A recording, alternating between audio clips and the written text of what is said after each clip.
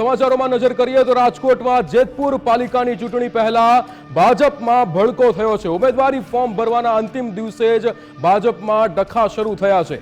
સુરેશ સખરેલિયાએ ઉમેદવારી ફોર્મ ભર્યા બાદ મેન્ડેટ ન આપ્યું। પ્રદેશમાંથી જાહેર કરેલ ઉમેદવારોના નામ પણ મેન્ડેટ ન આવ્યું। ત્યારે વોર્ડ નંબર 10 અને 11 બંને ઉમેદવારોના નામ જ્યારે હતા જ નહીં ત્યારે ધારાસભ્ય જયેશ રાદડિયા પર સવારથી મામલતદાર કચેરી ખાતે હાજર છે। જયેશ રાદડિયાએ પણ મેન્ડેટ માટે પ્રદેશમાં અનેક ફોન કર્યા હતા। ભાજપના ઉમેદવારો પોતાની ઉમેદવારી પરત ખેંચે તેવી શક્યતા છે।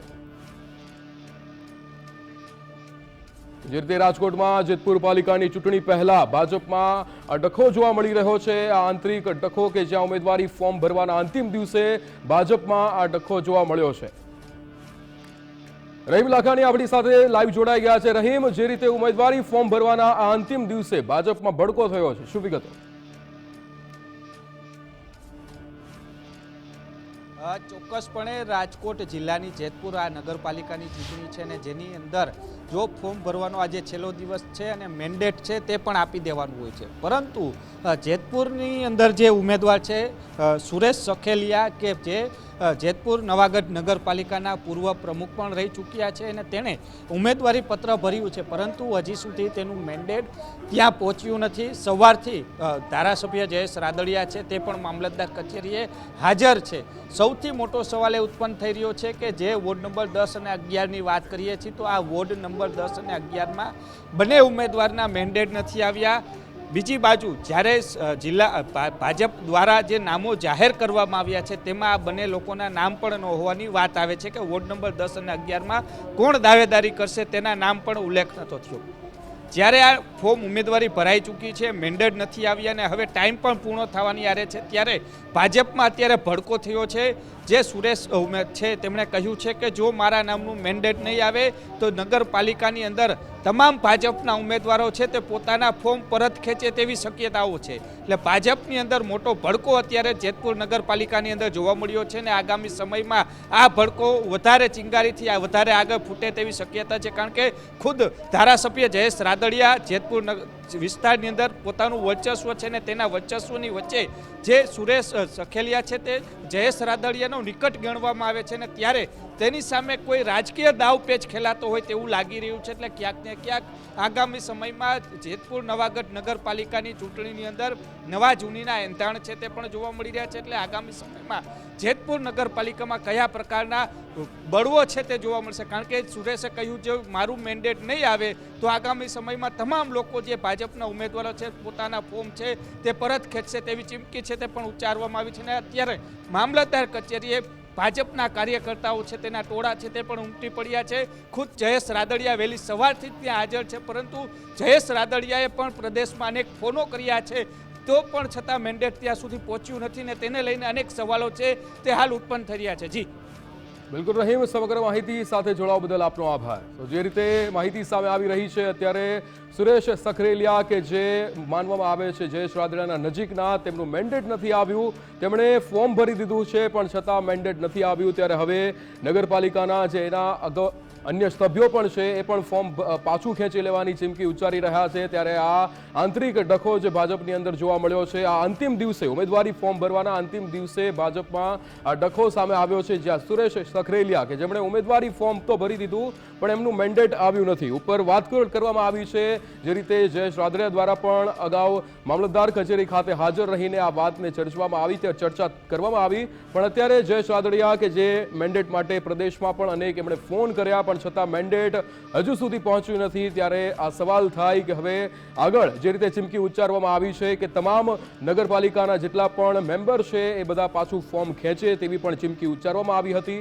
ઉમેદવારી ફોર્મ ભરવાના અંતિમ દિવસે જે આ ડખો જોવા મળ્યો છે ત્યારે સુરેશ સખરેલિયા કે જેમણે ઉમેદવારી ફોર્મ ભરી દીધું, અંતિમ દિવસે આ ફોર્મ ભર્યું પણ મેન્ડેટ એમનું આવ્યું નથી તેવા જે હાલ ન્યૂઝ મળી રહ્યા છે, સમાચાર સામે આવ્યા છે। પ્રદેશમાં જાહેર કરાયેલા ઉમેદવારોના નામમાં પણ મેન્ડેટ ન આવે એટલે આ આંતરિક ડખો ક્યાંક જે અત્યારે નોંધી રહ્યો છે કે આ આંતરિક ડખો એ કોઈક બીજી બાજુ જે રીતે સવાલો ઊભા કરી રહ્યું છે કે સુરેશ સખરેલિયાનું જે નામ સામે આવ્યું હતું, ઉમેદવારી ફોર્મ એમણે ભર્યું છે, પણ છતાં મેન્ડેટ ન મળતા આ સવાલો ઊભા થાય છે. જયેશ રાદડિયાના નજીકના ગણવામાં આવે છે સુરેશ સખરેલિયાને, ત્યારે ઉમેદવારી ફોર્મ ભર્યા બાદ પણ મેન્ડેટ ન આવતા આ સવાલો ઊભા થાય છે. આ આંતરિક ડખો એક મોટું ચિત્ર સ્પષ્ટ કરી રહ્યું છે કે ક્યાંક ને ક્યાંક એ દુઃખ છે, ક્યાંક ને ક્યાંક આ ભાજપની અંદર જે ભડકો જોવા મળે છે એ અનેક સવાલ કરે. રાજકોટમાં જેતપુર પાલિકાની ચૂંટણી પહેલા જે હવે ભાજપમાં ભડકો જોવા મળી રહ્યો છે, તેમાં હવે આ સમાચાર જે સામે આવ્યા, અંતિમ દિવસે ઉમેદવારી ફોર્મ ભરવાના અંતિમ દિવસે ભાજપમાં આ ડખો સામે આવ્યો છે. વોર્ડ નંબર 10 અને 11માં બંને ઉમેદવારોના નામ હતા જ નહીં, ત્યારે સુરેશ સખરેલિયા કે જેમણે ઉમેદવારી ફોર્મ તો ભર્યું, પ્રદેશમાંથી જાહેર કરેલ ઉમેદવારના નામમાં પણ મેન્ડેટ ન આવ્યું હોવાનું સામે આવ્યું છે. અનેકવાર જયેશ રાદડિયાએ જે રીતે મેન્ડેટ માટે પ્રદેશમાં પણ ફોન કર્યા, પણ જે રીતે જવાબ નથી આવી રહ્યો, ત્યારે હવે નગરપાલિકાના તમામ ભાજપના જે સભ્યો છે એ ફોર્મ પરત ખેંચે તેવી પણ ચીમકી ઉચ્ચારવામાં આવી છે. જે રીતે જયેશ રાદડિયા કે જે જેતપુરનું એક મોટું નામ કહી શકાય, જેતપુરમાં એમનું વર્ચસ્વ છે, છતાં એમના નજીકના સુરેશ સખરેલિયા કે જેમણે ઉમેદવારી ફોર્મ ભર્યું પણ મેન્ડેટ ન આવ્યો. આપણી સાથે વિકાસ સહયોગી જોડાઈ ગયા છે લાઈવ. વિકાસ, જે રીતે અહીંયા સવાલ થઈ રહ્યો છે કે ઉમેદવારી ફોર્મ તો ભરવામાં આવ્યું પણ અંતિમ દિવસે જે રીતે મેન્ડેટ નથી આવ્યો, અનેક ફોન કરવામાં આવ્યા પ્રદેશમાં, પણ અહીંયા કંઈ જવાબ નથી મળી રહ્યો. બિલકુલ વિક્રમ, અહીંયા ખૂબ જ એવી આશ્ચર્યજનક સ્થિતિ એટલા માટે સર્જાય છે કે કદાચ આવું કોંગ્રેસમાં થયું તો આપણે માની પણ લઈએ, કારણ કે કોંગ્રેસમાં આવું કોઈ સંકલન થતું નથી, આમાં કોઈ એવું ધ્યાન રાખવામાં નથી આવતું ટિકિટ જાહેર કરવામાં. પરંતુ ભાજપ તો બૂથ સ્તરેથી, ત્યાં સ્થાનિક સ્તરેથી બધું જાણકારી રાખે છે કે ક્યાં કોને ટિકિટ આપવાની છે, કોને ટિકિટ નથી આપવાની. ને એવું પણ કહેવામાં આવે છે કે ભાજપમાં તો પહેલેથી બધું નક્કી જ હોય છે કે ક્યાં કોને ટિકિટ આપવી, કોને ન આપવી. પરંતુ અહીંયા આખરે એવું કાચું કેમ કાપવામાં આવ્યું? શું સ્થાનિક સ્તરે અહીંયા પણ કોઈ ભડકો થયેલો છે, કોઈ જૂથવાદ છે?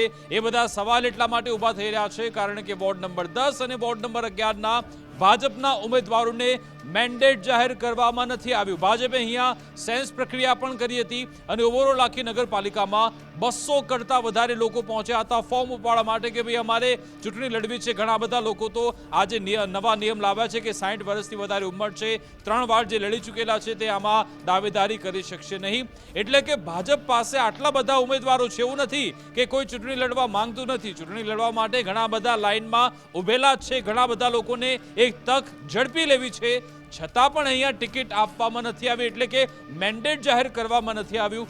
એનો મતલબ કે ક્યાંક કાચું કપાયું છે, અથવા તો જાણી જોઈને આમાં પોલિટિક્સમાં ક્યારેક એવી ગેમ પણ રમવામાં આવે છે કે આ લોકોનું જે પોલિટિકલ કરિયર છે તેમાં સેટબેક આવે એ માટેના પ્રયત્નો પણ થતા હોય છે કે માની લો ચલો 2-3 વોટ જવા દો, પરંતુ એ જે સામેવાળા લોકો છે, ભાજપના લોકો છે, કદાચ તેમને શું કોઈ જવાબ આપવામાં આવી રહ્યો છે એના માટેનું આ પ્રયત્ન છે. જો કે અહીંયાના જે નિરીક્ષકો છે, મહેન્દ્રભાઈ સરવૈયા હોય કે પછી બીજા ધારાસભ્યો જે લોકો સેન્સ લેવા માટે પહોંચ્યા હતા, તેમને પણ જવાબ આપવો જરૂરી છે કારણ કે તેમની પાસે ઘણા બધા બાયોડેટા આવ્યા હતા. મારી પાસે જે જાણકારી છે, અહીંયા 200 કરતાં વધારે લોકોએ દાવેદારી કરવા માટે આવ્યા હતા, તેમણે ફોર્મ ભર્યા હતા. એમાંથી શું ભાજપને એક વ્યક્તિ પણ નથી મળતો કે જેને મેન્ડેટ આપવામાં આવે, અને કોંગ્રેસમાં નથી થતું, ભાજપમાં થઈ રહ્યું છે, એટલે આશ્ચર્યજનક છે. વિક્રમ, બિલકુલ વિકાસ, સમગ્ર માહિતી સાથે જોડાવા બદલ આપનો આભાર. ભારતીય જનતા પાર્ટી તરફથી મેન્ડેટ મળ્યો નથી. મેં ફોર્મ ભર્યો હતો પણ મેન્ડેટ મળ્યો નથી.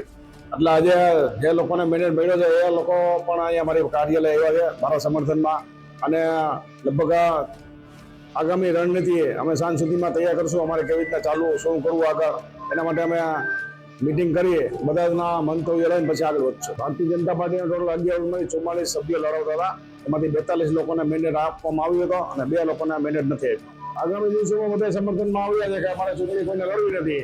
44 સભ્યો ફોર્મ ખેંચવા તૈયાર.